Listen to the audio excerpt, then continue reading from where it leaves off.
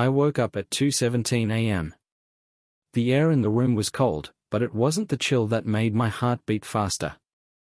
It was the sound I heard from down the hall. At first, it was a whisper, then a soft moan. I sat up in bed, listening, frozen. 50 years. That's how long Dolores and I had been married. We raised children, buried one of them, paid off our house, survived 2 recessions, and shared 1,000 silent breakfasts. Nothing in those 50 years prepared me for that sound. I got out of bed, slowly, so the floorboards wouldn't creak. My slippers were cold. I didn't turn on the lights. My body moved on instinct, like I'd rehearsed this scene 1,000 times in nightmares I never had. The hallway was dark, but at the far end, under the door to the guest room, I saw light. And I heard her again. Not just her voice, his too. "Say it," the man whispered. "I'm yours," Dolores said. "All yours." There was a wet sound. Then another moan. A shadow moved across the gap under the door. I felt sick. I didn't kick in the door. I didn't scream. I walked backward, step by step, back to my office downstairs, hands shaking. I sat at my desk, stared at the monitor. It was still on. I clicked open a folder I hadn't touched in 7 years. It was titled Plan B. Back then, I started it after my friend Tom shot himself when he discovered his wife's affair. I told myself I'd never end up like that. So I built a file. Quietly. Carefully. Just in case. Now I wasn't looking at possibilities. I was building execution. I stayed up until sunrise. The camera I'd installed 6 months ago, thinking I was being paranoid, had recorded everything. Audio. Video. Angle from the ceiling. I watched it. All of it. The man was younger. Maybe in his mid-40s. Strong. Tattoos on his back. Confident. Not nervous. Like this wasn't the first time. Dolores didn't look ashamed. She looked radiant. Her hands moved like she knew exactly what to do. They kissed like teenagers. She whispered things I hadn't heard in years. I didn't cry. I didn't feel the way you're supposed to feel. It was worse. It was empty. By 6:15 a.m., I had copied all the footage to a flash drive.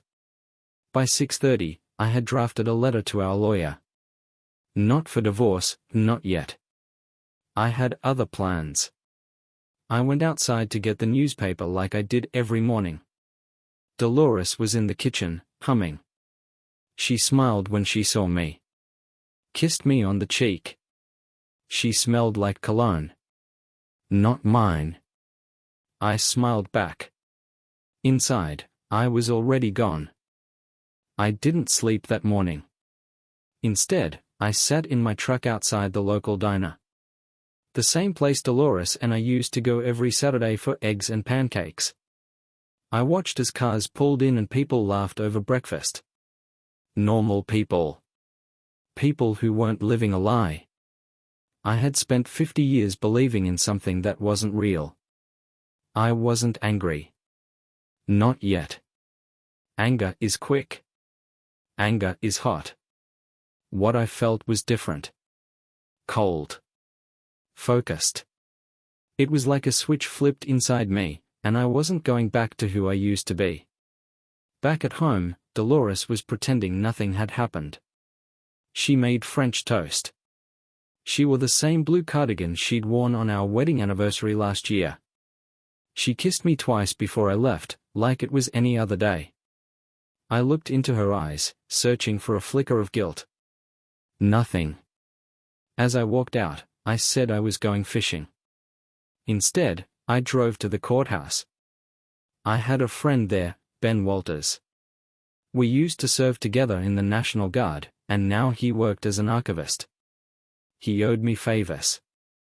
I cashed one in. I asked for all public records related to Jason H. Brooks, age 45, born in Toledo, known associate of roofing services across several counties. Ben pulled what he could. Most of it was clean. But one detail stuck out. Jason had changed his name 15 years ago. His original name was Daniel Borden, and he had a sealed arrest in Illinois for coercive sexual activity and financial misrepresentation. Sounded like extortion mixed with seduction. He wasn't just a cheater. He was a predator. I took that file and made a copy. That afternoon, I called Dolores. Told her I'd be back late. She was giggling. I could hear the clink of glasses in the background.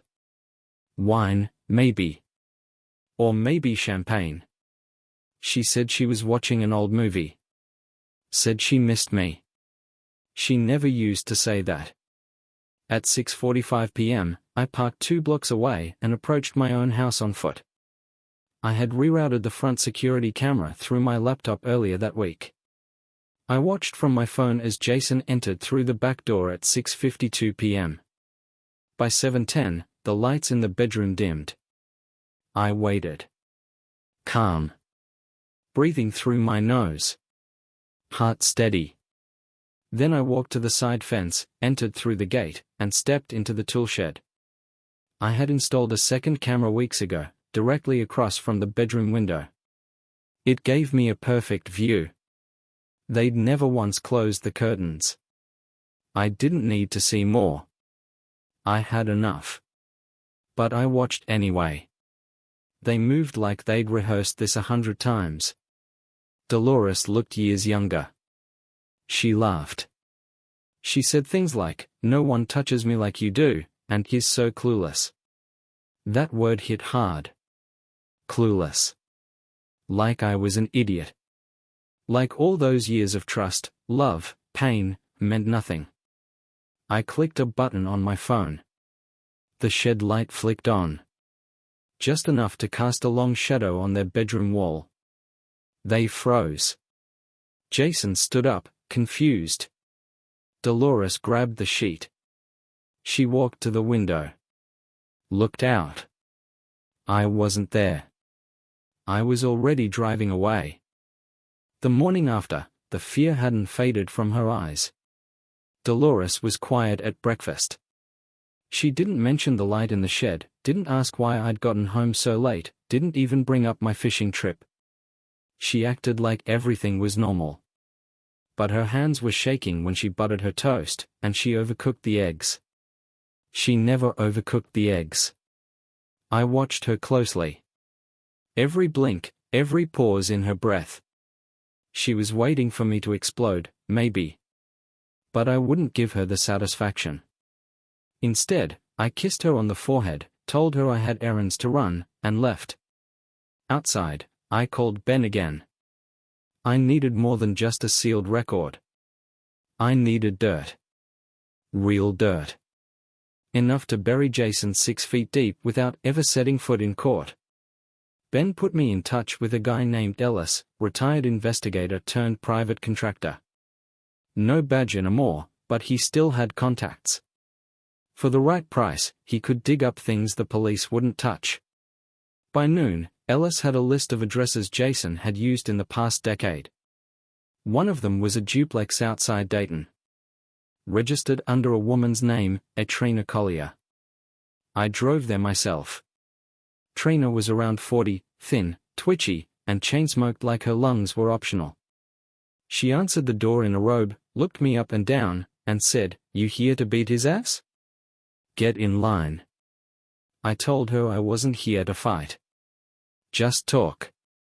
She laughed. "You one of his wives? Or just the dumb husband?" I didn't answer. She let me in. The place smelled like mildew and wine. On the walls were photos, her and Jason. Him shirtless. Him in a tuxedo. Her with a black eye in one. She noticed me staring. "He doesn't hit." "Not always," she said. "Just when he thinks I'm lying." Or when I ask about the money. Turns out, Jason had a pattern. He'd seduce older women, lonely, rich, or vulnerable, and convince them to invest in his business. Then he'd disappear. Sometimes he'd come back, just long enough to make them feel like he still loved them. Then he'd vanish again. Trina showed me bank statements. He drained her savings. Even took out a credit card in her name.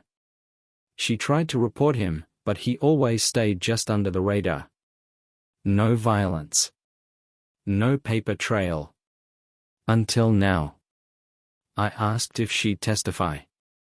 She looked at me for a long time. If it'll ruin him, she asked. Yes. She lit another cigarette. I'll bring the matches. That night, I returned home to find Dolores on the phone in the backyard. Her voice was low, hurried. When she noticed me through the glass door, she flinched. She ended the call quickly and smiled too wide. Just talking to Susan. You remember Susan from yoga? I nodded. I remembered Susan. She died last year. Dolores wasn't even trying to lie well. Later, while she showered, I went through her phone. I'd cloned it last week, so I had access. The call log showed a number saved as T. Texts were more interesting. Things like "can't wait to taste you again" and "he suspects something. Be careful tonight." There were photos. Explicit. Her body. Jason's hands. Hotel room backgrounds. It wasn't one time. It wasn't an affair. It was a lifestyle. I copied everything. I didn't confront her. Not yet. Instead, I started building a timeline. Every time she said she was at book club, volunteering, or visiting a friend, I traced her GPS logs. The pattern was clear. Jason wasn't her first. Just the latest. Over the next week, I built a list of 6 other men. Same age range. Similar look. Tattoos. Muscles. Charisma. Each had a financial motive. One had a record for fraud. Another was a disbarred lawyer. One even used to work with me, back in '93. My wife had been a collector. Not of stamps. Not of art. Of lies. Of bodies. And I had been asleep. Not anymore. 3 days passed before Dolores noticed I had changed. She tried to act like she didn't see it, my silence, my absence, my eyes avoiding hers, but women like her, liars with decades of practice, they always sense shifts in the air. She grew more nervous by the hour. She started cooking my favorite meals. She asked if I wanted to watch our wedding video. She wore the same perfume she had on our honeymoon in 1972. But it was all hollow. Her words fell flat, like reading from a forgotten script. She wasn't acting out of love. She was acting out of fear. And she was right to be afraid. That week I visited 3 other names on my list. All women. All former victims of Jason. I drove across the state, met them one by one, heard stories that would make your stomach turn. One had given him her business savings, $52,000, in hopes of starting a bed and breakfast together. He took the money, disappeared, then came back months later and convinced her to co-sign a car loan. She hadn't seen him since. Another said she found videos on his phone, private recordings he took without their consent. She tried to blackmail him into staying.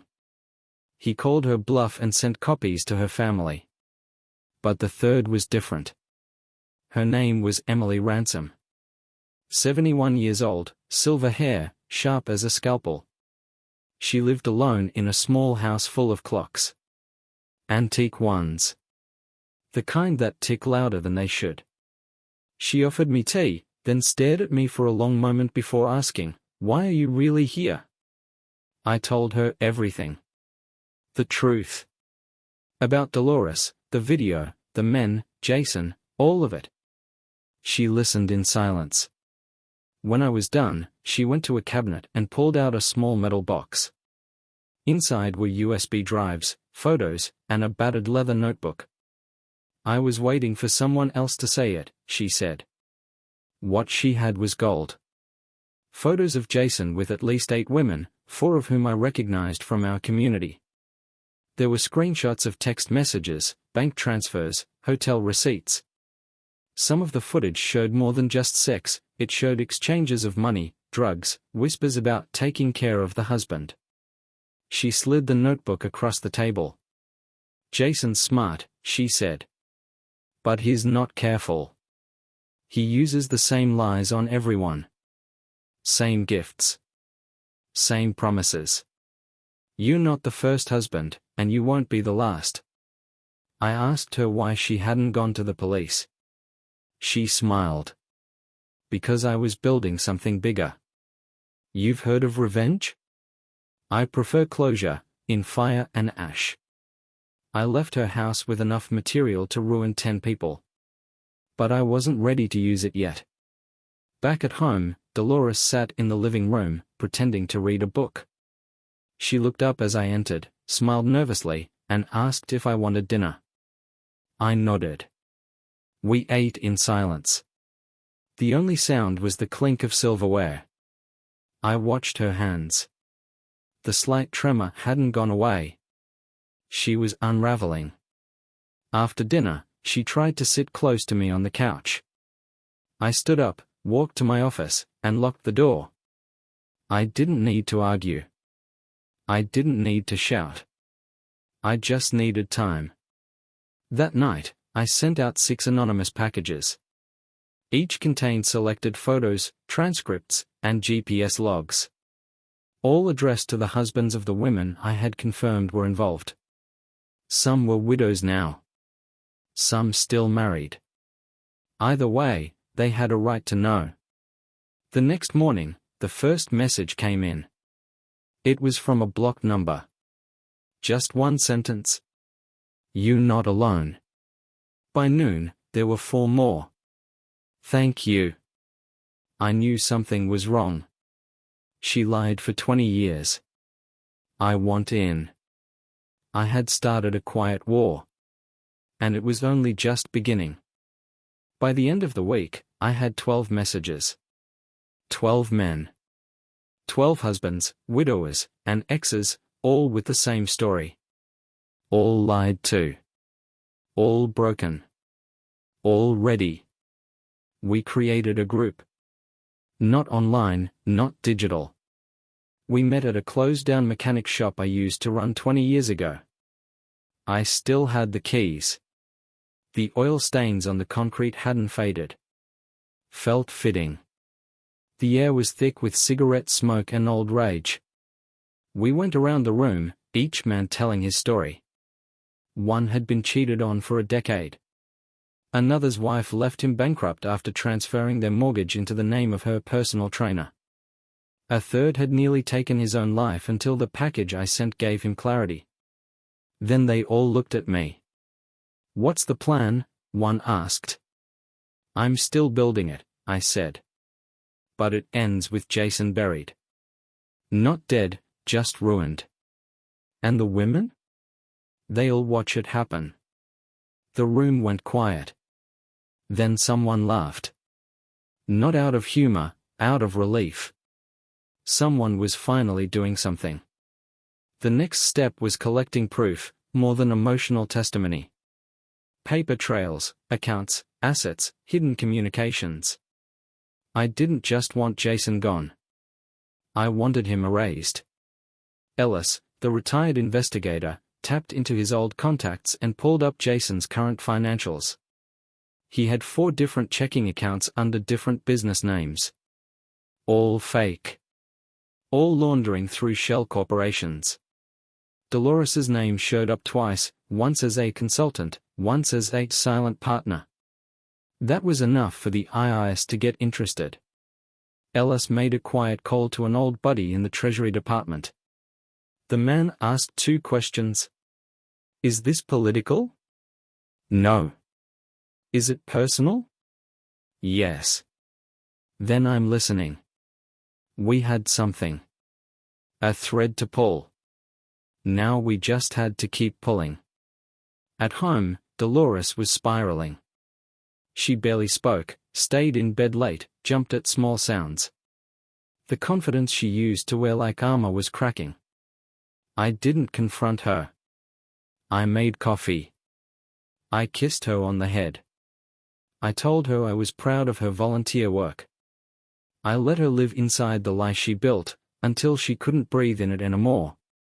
She kept texting Jason. I kept reading every word. They were planning to run. Somewhere south. Mexico, maybe. Jason said he had connections. He told her to withdraw cash in small amounts, change it into crypto, and prepare to disappear. She asked about me. His reply? He's old. He'll die soon. Or we'll help him along. That one burned. But it also gave me the final piece I needed. That night, I wrote a letter. Signed it with Jason's name. Inside, I detailed an embezzlement confession, naming Dolores as a full participant. I printed it, folded it, and slipped it into a manila envelope. Then I put on gloves and walked down to Jason's truck. I knew where he parked when he visited her. At 3:12 a.m., I slid the envelope under his driver's seat. Next time he got pulled over, and he would, that letter would be found. It was only a matter of time. It happened faster than I expected. 3 days after I planted the letter, Jason was pulled over for a broken taillight. A routine stop. The officer asked for his license and registration. Jason was sweating. Maybe he knew something was wrong. Maybe he didn't. But when the officer spotted the envelope under the seat and asked if he could take a look, Jason panicked. He ran. They caught him after 6 blocks, tackled him to the ground. He screamed about setups, conspiracies, said the envelope wasn't his. But it was too late. The contents matched his handwriting, referenced bank accounts, shell companies, and my wife by name. Within 48 hours, the feds were at our door. They didn't come in guns blazing. They didn't even look angry. Just 2 men in suits with soft voices and cold eyes. They handed Dolores a subpoena. She nearly dropped it. Mrs. Langley, one of them said, "We have some questions about your financial activities in the last 5 years." I stood behind her, watching. I saw her hand twitch. Her mouth open, then close. She looked at me. For help? For forgiveness? For a lie? I gave her nothing. They didn't arrest her. Not yet. But she was shaken. That night, she didn't sleep. I heard her pacing the hallway, whispering into her phone, crying softly when she thought I couldn't hear. But I heard everything. 2 days later, Jason posted bail. Someone paid for him, maybe one of the other women, maybe a contact from his past. He didn't go home. He went into hiding. But I knew he'd reach out. He always came back. Dolores got the message at 1:32 a.m. I was watching from the mirrored hallway camera. Her phone lit up. A message from an unknown number. Burn everything. They are coming. She rushed to the garage, grabbed a plastic container, and started stuffing papers, flash drives, and her laptop into it. I followed quietly. Stood in the doorway as she turned and gasped. "What are you doing?" I asked. She froze. I don't know, she stammered. Just cleaning up some old files. I stepped closer. Picked up one of the drives. Labeled, A Client's 2017 to 2022. I looked at her. Clients? Her mouth moved, but no words came out. I'm not mad, I said. I just want to understand. She sank into a chair. Her face collapsed into her hands. Then, she started to speak. It came out in pieces. The loneliness. The boredom. The thrill. The power. She hadn't just slept with Jason. She had introduced him to other women. Gotten a cut when they invested in him. They had a system. A network. Sex and manipulation in exchange for influence and money. A silent trade, kept behind closed doors, wrapped in secrecy and guilt. She told me she never meant to hurt me. That it just got out of control. I didn't respond. I took the container, walked back inside, and locked it in my gun safe. That night, I didn't sleep. I opened the laptop and began sorting through the contents. There were folders, dozens, with photos, email threads, transaction records, names of women I recognized. Some were community leaders. Others were wives of men in my mechanics group. It was deeper than I thought. I copied everything. Backed it up in 3 different cloud accounts and 2 encrypted drives. I made a copy for Ellis, one for Ben, and one for Emily. Then I sat back in my chair and stared at the ceiling. They'd built a kingdom. Now, I was going to burn it. By the following week, the first wave hit. A local news blog, small, obscure, but with a nasty reputation for digging into personal lives, published a leak. Someone had sent them an anonymous envelope. Inside were photos, email transcripts, and financial records linking Jason to several high-profile women in our county. The story exploded. The title read, "A Silent Circle, a Secret Web of Affairs and Fraud Among Local Elites." They didn't name names, but they gave enough clues, positions, affiliations, snippets of messages, that people started connecting dots. Within hours, speculation ran wild. By evening, the mayor's office had issued a vague denial. 3 churches cancelled women's groups. 1 school suspended a board member. And Dolores? She didn't speak a word. She walked around the house like a ghost, her face blank, her eyes red from crying. I didn't ask her anything. I didn't offer comfort. I just existed next to her, a shadow watching another shadow crumble. That same night, Emily called. "It's starting," she said. "You feel it?" "I do." "Then hold steady. The panic will make them sloppy." And she was right. Over the next 72 hours, I received 6 more calls, each one from a man in my mechanics circle, all confirming what I already knew, and their wives were involved. Some knew everything. Some were just beginning to unravel it. But every single one of them was furious. Not just about the cheating, but about the mockery, the lies, the years of being treated like fools. They wanted revenge. Not punches. Not violence. Revenge with dignity. Destruction with precision. So I gave them assignments. Marcus, the accountant, began digging into every suspicious transaction linked to the shell companies. Within 2 days, he traced over $180,000 in unaccounted transfers tied to Dolores and Jason. George, a retired electrician, hacked into an old internal email server used by the club. He recovered hundreds of messages detailing secret meetings, coded language for sexual services, and a file simply titled "Husbands to Avoid." That one hurt. My name was on the list. Next to it, too quiet. Watches everything. They knew. Or at least suspected.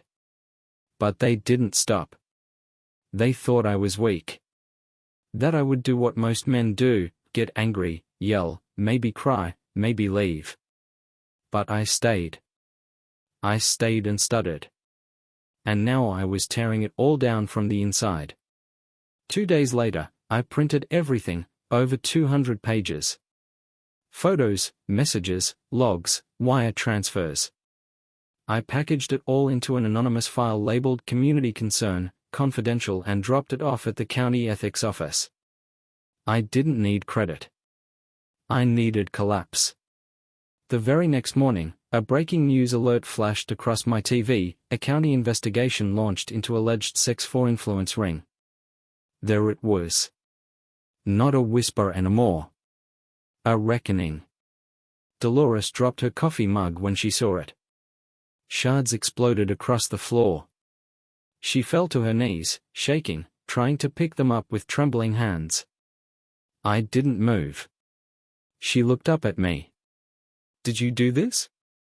I didn't answer. But I didn't have to. By the second week of the scandal, the fallout was everywhere.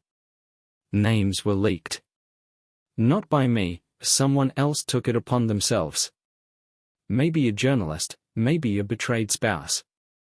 It didn't matter. The public knew now. Real names, real faces, real crimes. The county courthouse overflowed with reporters. Women once praised for charity work were now the subject of police briefings. The school board held an emergency vote. The church sent out a statement. And still, not one person asked how it all began.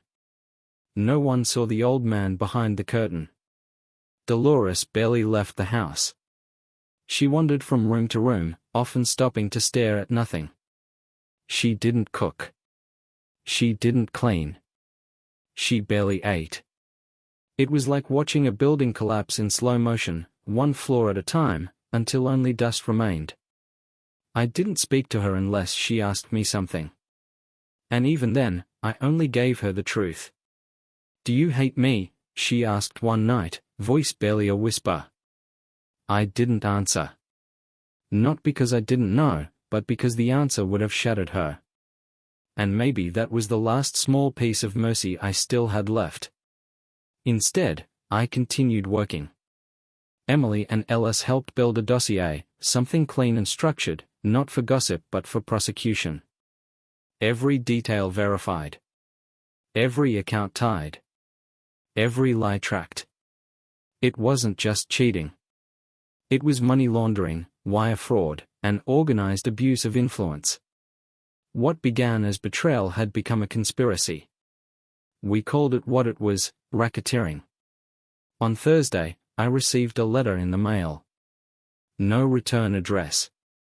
Inside, a single flash drive. I plugged it in. Video. Low resolution. A hotel room. Dolores. And Jason. Not just sex. A conversation. Clear audio. They were laughing. Talking about men like Frank, about how easy it was to get what they wanted. Jason bragged about how he could make any woman betray their vows with the right pressure. Dolores laughed, said I was too dull, too loyal, too old to suspect anything. Then Jason leaned in and whispered something. I played it back 4 times to be sure. After we're done with him, I want you to marry that idiot, get his pension, and we'll disappear. He'll never know. I closed the video. There was no rage. No tears. No screaming. There was only silence. And a sharpness that felt like steel inside my chest. That evening, I sat at the kitchen table. Dolores was across from me. Pale, trembling, sipping tea like a ghost pretending to be human. I slid the flash drive across the table. She looked down. Then up at me. Her lip trembled. I didn't know that was being recorded. I know. I never meant. You meant every word, I said. She broke. Collapsed forward, sobbing into her hands, shaking so violently the table creaked beneath her. I didn't move. I watched. After 10 minutes, she looked up. Please, what happens now? I stood up. Tune in tomorrow. And I walked out the door. The next day, I didn't return home. I stayed in a motel off Highway 18. A place with flickering lights, a broken soda machine, and walls so thin I could hear every whisper from the next room. It was perfect. Anonymous. Temporary. Silent. I needed distance, not from Dolores, but from the part of me that still wanted to believe this had all been a mistake. Because it hadn't. It had been deliberate. Strategic. Cold. And now, so was I. In the morning, I met with Ellis and Emily. We gathered in a backroom of the local VFW hall. The air smelled like dust, coffee, and resignation. On the table were 3 laptops, a stack of manila folders, and a box full of flash drives. It was time. Ellis had compiled the last financial trails, hidden investments, overseas accounts, cryptocurrency wallets. Everything pointed to a larger ring, one that went beyond Jason. Beyond Dolores. There were others, handlers, facilitators, people who profited from every broken home. Emily had spent the last few nights interviewing women who had left the circle. Some out of fear. Some out of shame. One had been blackmailed into silence after trying to tell her husband. Another confessed to recruiting her own sister. It wasn't just betrayal. It was indoctrination. This wasn't just revenge anymore. It was exposure. We prepared a master file, a full report with evidence organized by category, recruitment, manipulation, financial crimes, recordings, victim statements. No drama. No embellishment. Just facts. Clean. Sharp. Lethal. I sent a copy to 3 local journalists. One of them replied within 30 minutes. He wanted an interview. I said no. This wasn't about me. This was about them. At noon, I returned home. The house was quiet. Dolores was in the kitchen, seated at the table, staring at a photo album. She looked up as I entered. Her face was swollen from crying, her hands shaking. "Where were you?" she asked. "Gone." I was scared. "You should be." She nodded slowly. Then, after a pause, "Is it all over?" "No," I said. "It's just beginning." She didn't speak again. I walked past her, grabbed a box from the study, and returned to the kitchen. Inside were documents, divorce papers, financial statements, a waiver for her to sign over the house, and one final envelope. She reached for it. I stopped her. "Not yet. First, I want you to hear something." I pulled out my phone and played the audio. It wasn't the hotel video. It was a voicemail. From Jason. "Left 3 days ago.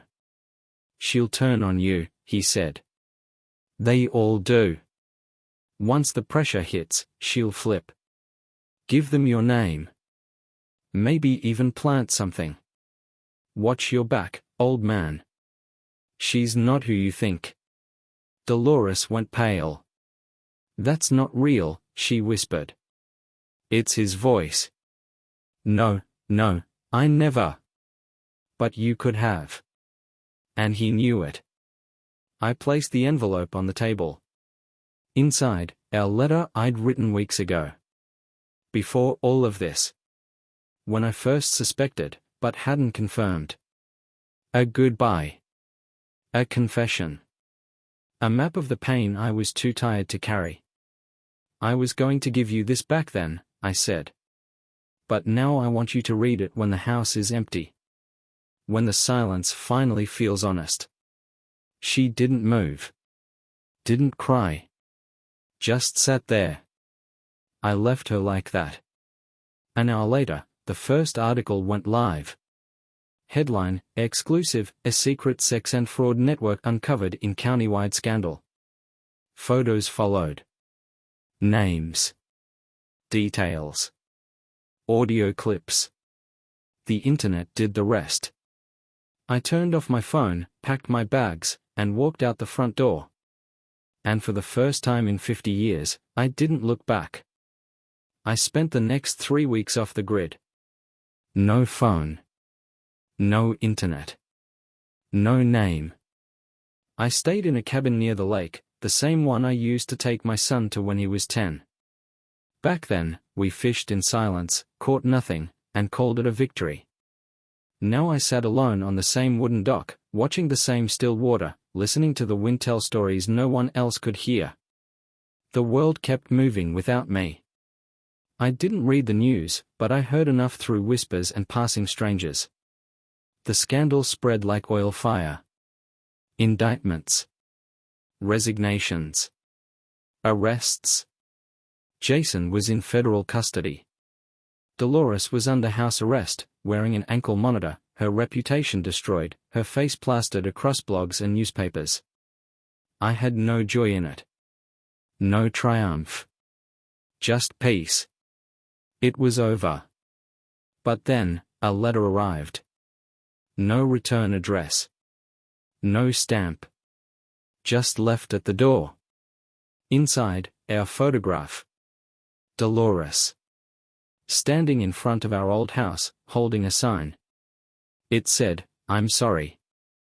On the back, a note in her handwriting. I lost everything. But you were the only thing I never deserved. No begging. No manipulation. Just truth. And still, it didn't change anything. I burned the photo that night. Watched the flames curl around her face, watched the paper blacken and fold like a dying leaf. And then I slept. The deepest sleep I'd had in years. The next morning, I went into town. No one recognized me with the beard and the worn-out jacket. I sat at a diner counter, drank black coffee, and ate the same pancakes Dolores used to make on Sundays. They didn't taste like hers. They tasted better. I left a cash tip and walked through the streets of a town that used to feel like home. And for the first time, it felt like something else, something new. No attachments. No masks. Just me. I passed by the courthouse. On its steps stood a young couple arguing in low tones. I paused. Watched. She was crying. He was angry. Something about betrayal. And I realized, even after everything I'd done, the world hadn't changed. But I had. I walked on. And when I reached the old mechanic shop, the one I once ran before I ever became a husband, I stood there for a long time. The sign was gone. The windows boarded up. But I still had the keys. I opened the door, stepped inside, and felt the silence hug me like an old friend. There was dust, sure. Cobwebs. Broken shelves. But there was also freedom. And so, I began to clean. Not because I needed a job. Because I needed a purpose. Something to rebuild. From nothing. From truth. And as the sun set outside, and the town turned to shadows, I turned on the single light bulb overhead, picked up a wrench, and smiled. The past was gone. But the future? That was mine now.